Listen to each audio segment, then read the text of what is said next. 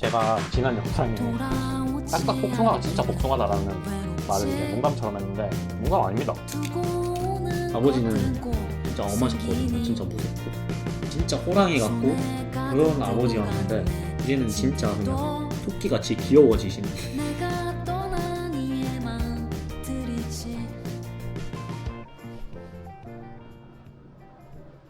오늘은 짜파게티 먹을 거예요.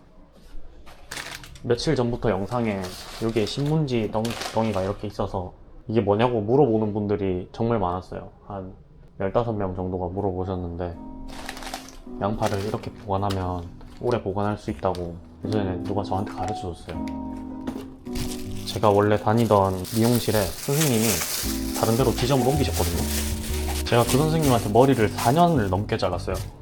그 선생님이 처음에 그만두셨길래 어디 가셨지? 싶어가지고 인스타로 찾아보니까 다른 데로 옮기셨더라고요. 그래서 DM을 보내서 어디로 가셨는지 여쭤보고 오늘 갔죠. 그래서 파마를 했어요. 역시 그 선생님은 진짜 3도 수군 통제사를 달아줘도 된다. 동탄 3도 수군 통제사를 시켜줘도 된다. 그 선생님은 어나드 헤어의 인형쌤이고. 오늘 쓸 재료 사실 오이도 이만큼 필요 없고 마늘도 안 넣어도 되는데 제가 마늘을 좋아해서 양파도 원래 반 개만 넣어도 되고 칼이 잘 안 될 땐 안 쓰는 접시 있죠. 이런 접시 뒤에다가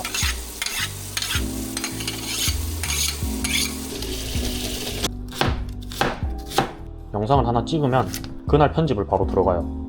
보통 하나 편집하는데 12시간 정도 걸리더라고요. 사실 자기가 정말 좋아하는 취미를 찾기가 쉬운 일은 아니잖아요. 얼마나 갈진 솔직히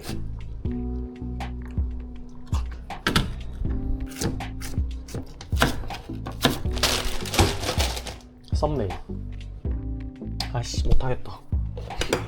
그냥 또 내 얼굴 합성해서 올려야겠다. 안되겠다. 어제 친구들이랑 맥도날드 갔거든요. 베토디 과카몰리라는 메뉴가 8월 6일부로 이제 끝난다고 해서 마지막으로 먹어보러 갔는데 그 매장에만 없었던 건지 아예 끝나서 없었던 건지 모르겠는데 베토디 과카몰리가 없어서 익산 고구마? 그거를 먹어봤어요. 저는 별로더라고요. 햄버거를 3개 먹었거든요. 친구들이 돼지 보더라고요. 아 면수 냅둘걸. 아 다 버렸다. 바보짓 했네. 짜파게티에 올리브유 들어있잖아요. 그거 되게 조금이잖아요. 집에 올리브유 있으니까 시원하게 많이 넣어야지.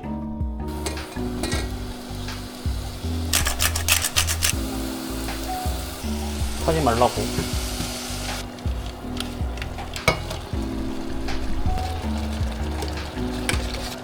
분분히 2스푼. 가득 뒀던 면을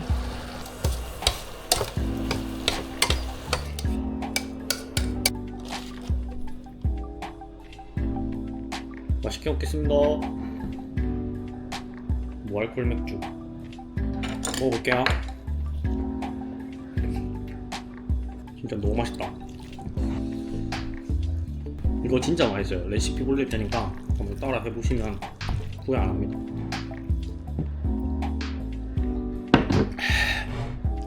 양파가 많아서 달 줄 알았는데 안 달고 진짜 맛있다.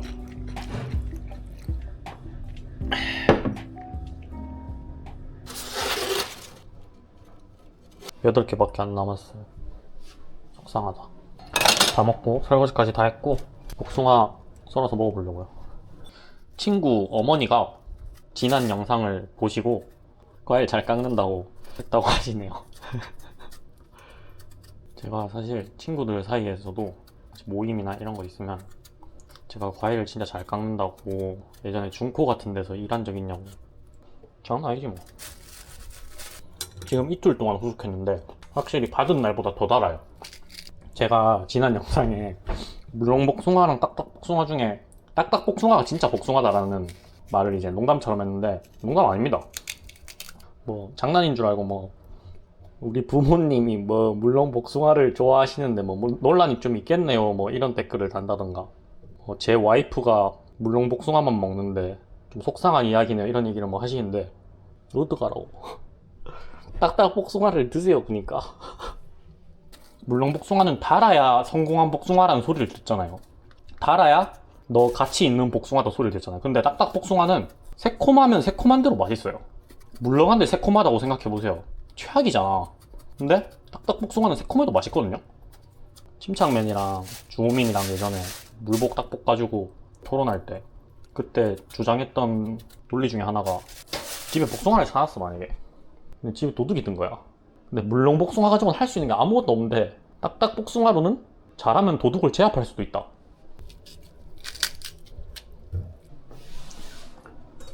막걸리에 과일을 먹는 걸 진짜 좋아했었는데 이제 술을 못 먹어가지고 먹어볼게요. 아까 썰면서 먹어봤는데 근데 너무 맛있어요. 저는 외국 나가면 티셔츠를 모아요. 작년에 영국 갔을 때 사온 티셔츠. 공중전화 부스가 유명해서 잘 보면 공중전화 부스도 그려져 있고 계속 말하고 있긴 한데 2주 뒤에 중국을 가거든요. 근데 제가 외국을 다니면서 면세점에서 뭘 사본 적이 한 번도 없어요. 그런데 이번에 아버지한테 선물 드리려고 위스키를 한 병 주문을 해놨는데 며칠 전에 아버지한테 전화가 왔어요. 아버지 친구들을 저는 이제 삼촌이라고 부르거든요. 그날 삼촌들 만나러 가신다는 걸 제가 알고 있었어요. 근데 삼촌들도 그렇고 아버지도 그렇고 이제 애들도 다 키워 놓으셨고 이제 뭐라고 해야 표현이 적당할까? 당장 떠오르는 표현으로는 그냥 놀면 되니까 이제 애들도 다 컸고 자주 맛집 투어 같은 것도 다니시는 것 같고 아무튼 그날 전화가 왔는데 아버지가 술이 좀 됐나 봐. 아들 지금 얘기해야 될 것 같아서 더 마시면 얘기 못 할 것 같아서 하면서 아버지가 말씀하시기를 이번에 중국 가면은 술 한 병만 좀 사다 더 비싼 거 말고 이렇게 말씀을 하시더라고요. 저희 아버지는 경상도 아버지들 다 그렇지만 무뚝뚝하고 엄하고 무섭고 그렇게 묘사되지만 저희 아버지는 무뚝뚝하진 않았어요. 무뚝뚝하진 않으셨고 무서웠어요. 근데 아버지는 잘 컸으면 하셨겠죠. 그래서 잘못하면 회초리도 많이 맞았고 잘못을 또 많이 하기도 했어요. 제가 우리 친구들이랑 얘기해봐도 아버지랑 막 친구처럼 지내고 이랬던 애는 잘 없어요. 서울에는 그런 애들 있을지 모르겠는데 근데 아무튼 저희 아버지는 유독 엄했어요. 집에 가훈이 정직이었거든요. 정직이 아니라 정직. honest였는데 거짓말을 하는 거를 정말 싫어했어요. 혼났던 거 중에는 학원 가야 되는데 안 가고 이런 걸로는 다들 있겠죠. 근데 숙제를 안 했는데 아버지한테는 했다고 하고 학원에서 아버지한테 전화가 간 거예요. 아들 숙제 안 했다고. 이런 거나 숙제를 안 하는 거 안 할 수 있다 이거야. 공부도 안 해도 돼요. 근데 거짓말은 하지 마라. 아버지는 이거였어요. 그래서 저는 커오면서 아버지한테 시험 공부해라, 밤에는 공부해라, 아니면 학원 다녀라 이런 얘기를 들어본 적이 정말 한 번도 없어요. 정말 한 번도 없어요. 초등학교 입학할 때부터 고등학교 졸업할 때까지 아버지는 저한테 이번에 몇 등 했냐고 먼저 물어본 적이 한 번도 없어요. 성적표 나왔냐? 성적표 보자? 이런 말씀도 안 하셨어요. 제가 성적표 나왔다고 해도 아버지는 보자는 말씀도 안 하셨어요. 아버지는 그 정도로 공부는 중요한 게 아니야. 사람이 먼저 돼야 된다. 이런 거를 중요시 하셨던 것 같아요. 그래서 공부 안 한다고 혼나고 이런 적은 정말 한 번도 없었고 근데 제가 이걸 잘못 이해한 적이 한 번 있는 게 한날 학원에서 숙제를 안 해간 거예요. 선생님이 숙제 왜 안 했냐고 저한테 혼내신 적이 있어요. 영어 선생님이었는데 여자 선생님이었고 저한테 숙제 왜 안 했냐고 혼내시는 거예요. 화가 많이 나셨어요. 선생님이. 나 빼고 다 해왔거든. 근데 제가 아버지한테 배운 게 거짓말 하면 안 된다 이거니까 거짓말을 진짜 안 한 거예요. 그래서 선생님한테 하기 싫었어요 라고 말을 한 거예요. 그래서 선생님이 충격을 먹은 거예요. 아니 하려고 했는데 시간이 없어서 못했다거나 다른 숙제 하나라고 못했다거나 거짓말이라도 치면 되는데 하기 싫어서 안 했다고 선생님 앞에 당당하게 얘기를 하고 있으니까 반에 다른 친구들 다 있는데 이 영어 선생님이 화가 난 거예요. 그래서 아버지한테 전화를 했어요. 이날 종근이가 숙제를 안 하는데 왜 안 했냐고 물어보니까 하기 싫어서 안 했답니다 아버지. 이렇게 그날 집에 가서 또 그거대로 혼났어요. 근데 아무튼 아버지는 진짜 엄하셨거든요. 진짜 무섭고. 그래서 형은 모르겠고 저는 사춘기가 안 왔어요. 다들 중학생이나 고등학생쯤 되면 아버지한테 대들기도 하고 좀 말도 띠겁게 하고 짜증도 내고 한다는데 저는 학교 다닐 때 한 번도 그런 적이 없거든요. 그리고 공부도 잘했어요. 근데 문제는 뭐냐면 제가 사춘기가 늦게 온 거예요. 20살이 지나고 제가 사춘기가 온 거예요. 그래서 아버지한테 짜증도 내고 그 당시에 만나던 뭐 여자친구 만난다고 아버지랑 잘 놀지도 않고 아버지랑 뭐 자그만한 말다툼 같은 게 생기면 원래는 상상도 못하던 일이에요. 제가 커올 때는 아버지랑 말다툼? 말이 안 돼. 다른 집 애들은 어떻게 컸는지 모르겠는데 저는 생각도 못했어요.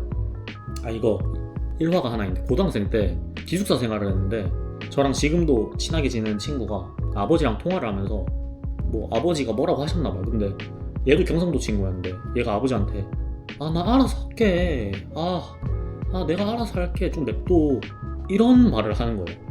일단 아버지한테 반말을 한다? 첫 번째. 두 번째는 알아서 할게라고 한다? 뭔가를 알아서 하겠다고 한다? 세 번째, 알아서 할게요도 아니고 알아서 할게 이렇게 말을 한다? 이거는 제 인생을 살아오면서 형성된 그 지식으로는 이해가 안 되는 상황이었어요. 뭐지?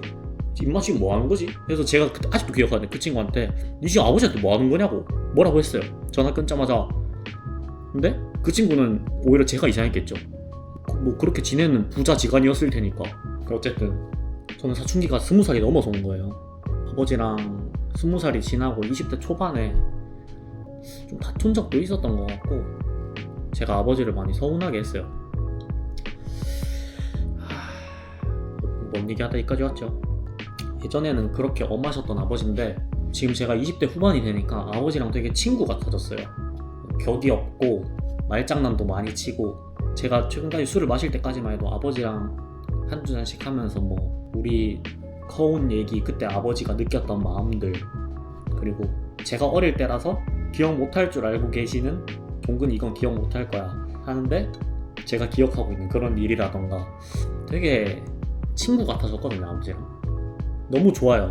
아버지랑 친구가 돼서 너무 좋죠. 근데 한편으로 슬픈 거예요.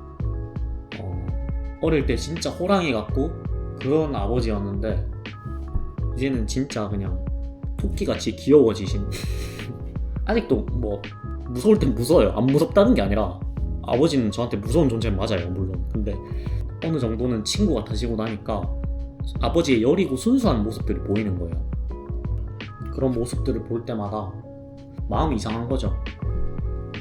아버지도 나이가 드셨구나 그런 생각이 들고 어릴 땐 아버지가 저희를 필요할 땐 체벌도 하시고 뭐 싫었다거나 미웠다거나 이런 게 아니라 집에서는 말도 잘 안 했어요. 밖에 나가면 까불거리고 했는데 집에서 아버지가 무서워서 말도 잘 안 할 정도로. 제가 학원이었던 것 같아요. 학교가 아니었던 것 같고 학원에서 너무 시끄럽게 해가지고 아버지한테 전화가 온 거예요. 그때 당시에는 그런 거 있었잖아요. 학원에서 너무 시끄럽게 해서 혼나면 집에 전화한다 이래가지고 부모님한테 전화하고. 근데 아버지가 학원에서 전화를 받았는데 종근이가 수업 시간에 너무 시끄럽게 해서 학업 그 분위기 조성을 방해한다 이런 얘기를 했대요. 학원 선생님이. 근데 아버지가 깜짝 놀랐대요. 종근이는 집에서도 그렇고 밖에서도 그렇고 말 한마디 하는 애가 아닐 텐데 당연히 그렇게 생각을 하신 거예요. 왜냐? 집에서는 조용하니까. 그 정도로 아버지를 무서워했어요. 근데 나이가 들고 나니까 30이 넘어가고 애를 낳을 나이가 되고 뭐 아직 그렇게 된 건 아니지만 어쨌든 사회생활이라는 걸 하잖아요. 군대도 갔다 왔고 사회생활 한 지도 벌써 회사를 다닌 지가 8년이 넘었고 이제 9년째가 돼가니까 저는 아버지한테 너무 고마워요. 너무 감사해요. 왜냐면 아버지가 그렇게 엄하게 해줬기 때문에 제가 지금 주변 사람들한테 나쁜 말 안 듣고 살 수 있는 거잖아요. 누가 이걸 들으면 아니야? 아버지도 그렇고 누가 이걸 보거나 들으면 종근이 너가 잘 큰 거야. 혹은 뭐 아버지도 엄하게 키우셨지만 종근이 너가 잘 컸기 때문에 그럴 수 있는 거야 라고 하실 수 있는데 저는 아니라고 생각해요. 저는 진짜 제가 밖에 나가서 욕 안 들어먹고 사는 건 100% 아버지 덕이라고 생각해요. 아버지가 저를 그렇게 키워줬기 때문에 내가 그렇게 컸다고 생각해요. 아버지가 날 이렇게 키웠으면 난 이렇게 컸을 거예요. 저렇게 키웠으면 난 저렇게 컸을 거예요. 지금 이렇게 큰 건 그냥 100% 아버지 덕이라고 생각해요. 모르겠어요. 누가 이거 보면서 아니 너 그렇게 행실 바르지 않아? 뭐 너 욕하는 사람도 꽤 있어 이렇게 말할지도 모르겠어요. 사회생활을 해보고 제가 동생들이 생겨보니까 올곧고 바른 애들이 있는 반면에 그러지 못한 애들이 있더라고요. 그리고 실제로 친구들 중에도 애가 막 크진 않지만 아빠가 된 친구들도 있고 회사의 형들 중에는 40대 후반 형도 있어요. 제 첫째가 대학교 2학년 이렇게 되는 형이 2명이나 있는데 회사에서 몸 부딪히면서 같이 일하고 밥 먹고 커피 마시고 이렇게 하다가 그냥 친구 같은 형이 된 거예요. 이런 형들도 정말 격이 없는 친구 같아진 형이 있는데 물론 예의는 차리고 이런 형들이랑도 얘기를 해보면 그런 걸로 실제로 고민을 많이 하신 것 같아요. 애를 어떻게 키워야 될지라던가 특히 아들을 어떻게 키워야 될지라던가 그런 친구들이나 형들 실제로 아들을 키우는 사람들의 얘기를 들어보면 어려워요. 힘들어한다기보다는 어떻게 대해야 할지라던가 어떻게 이끌어야 할지라던가 어떨 때 혼내야 하는가라던가 그런 게 우리 아버지도 있었을 거잖아요. 나를 낳을 때 아버지 나이가 돼 보니까 그런 게 느껴져서 아버지한테 너무 고맙고 아버지 어머니들은 말버릇처럼 그러잖아요. 좀 진지한 상황이 되면 항상 미안하다, 뭐 부족하게 키워서 미안하다. 결혼식장에 가보면 축사하시는 어머니 아버지들 다 그래요. 늘 부족했다, 미안하다, 잘 커줘서 고맙다, 근데 미안하다, 부족했다. 아버지도 그러실 때가 있어요. 부족해서 미안하다 혹은 뭐 부족했어서 미안하다. 그럴 때마다 얘기하고 지금 오늘도 얘기하지만 안 부족했어요. 안 부족했고 고마운 거밖에 없어요. 아버지를 원망하는 마음은 하나도 없고 정말 조금도 없고 아버지한테 고마운 거밖에 없어요. 그 술에 조금 취하신 아버지가 전화를 해서 삼촌들 목소리도 옆에서 막 들리고 시끄럽고 아들 위스키 한 병 사다 달라고 말하려고 라고 하시는데 그 부탁을 하기가 너무 어려워 보이는 거예요. 그냥 하면 되는데 아버지 우리 이제 그냥 해도 되는데 아버지 그냥 친구처럼 해도 되는데 그냥 좋은 거 한 병 사다 둬 이래 해도 되는데 아버지는 그게 미안함이 섞인 거겠죠. 어쩔 수 없겠지만 미안함이 섞였나 봐요. 그래서 그 말을 하기가 너무 어려워 보이는 거예요. 그래서 아버지한테 그랬어요. 사다 드리면 되죠. 근데 아버지가 또 사다 드리겠다고 하니까 또 싼 거 찾으시는 거예요. 위스키는 12년, 뭐 15년산, 18년산, 21년산 이런 식으로 나이가 먹을수록 위스키가 비싸지잖아요. 근데 아버지가 어린 거 사와도 된다고 13년 이런 거 사와도 된다고 하는데 그것조차도 저는 되게 왜 그러냐고 아버지. 아들 뭘로 보고 그냥 좀 나이 많은 거 사오라고 해도 되는데 그런 마음도 들면서 짜증이 막 섞일랑 말랑 하면서 장난이 많이 들어가게 해서 왜 그러냐고 그냥 비싼 거 사다 드릴게요 하는데 아버지가 그렇게 미안해 하니까 저까지 되려 미안해지는 거예요. 그랬어요. 그래서 이 얘기를 하는 이유는 오늘 주문을 했어요. 뭘 샀는지는 여기다 얘기하면 아버지가 이걸 볼 수도 있어서 여기서 얘기는 하지 않겠지만 막 그렇게 엄청 비싼 걸 산 것도 아니고 지금까지 해외를 다니면서 위스키 샵이 정말 잘 돼 있는 데가 많아요. 한국에서 면세점에서 사는 것보다 더 싸게 좋은 술들을 살 수 있는 샵들이 있는데 4달 전에 홍콩을 갔다 왔거든요.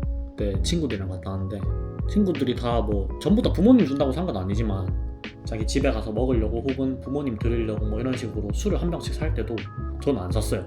일단 나는 안 마시고 아버지는 주량이 엄청 약하세요. 그래서 제가 어릴 때까지만 해도 아버지가 그러니까 제가 기숙사로 나오기 전에 대구에서 아버지랑 같이 지낼 때만 해도 아버지는 술을 안 하셨어요. 해도 정말 조금만 하고 제 기억에는 아예 안 하셨던 것 같아요. 저희를 키울 때는. 근데 그게 지금 생각해보니까 우리를 키워야 해서 그랬던 것 같아요. 나는 그걸 너무 늦게 한 거야.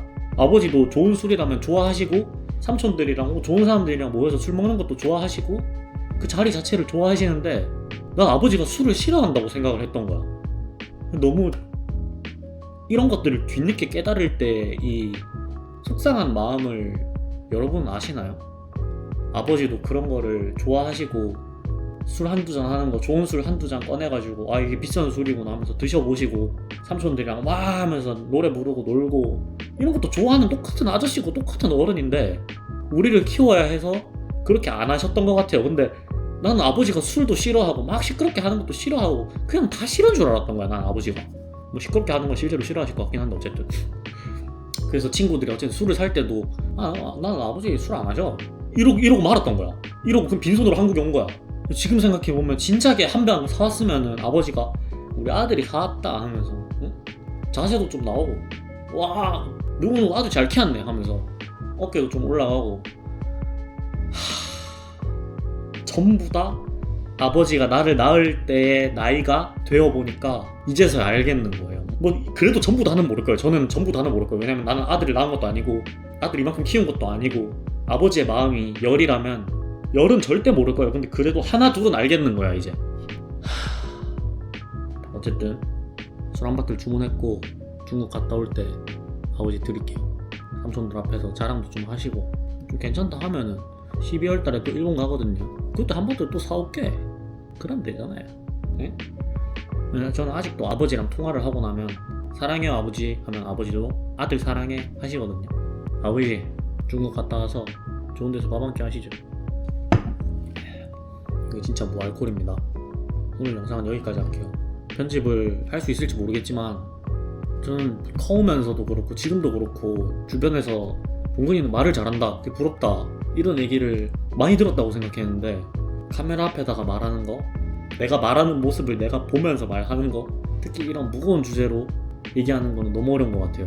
정리가 잘 안 돼서 영상을 살릴 수 있을지 모르겠어요. 아무튼 다음번엔 또 재밌는 영상으로 찾아올게요. 그럼 오늘도 봐주셔서 감사합니다. 안녕. 예 아버지, 저녁 드셨어요? 돌아오지 않기를 외롭지 두고 오는 것들은 꼭 생기니 손에 가득 들고 가는 내 짐들도 내가 떠난 이의 마음들이지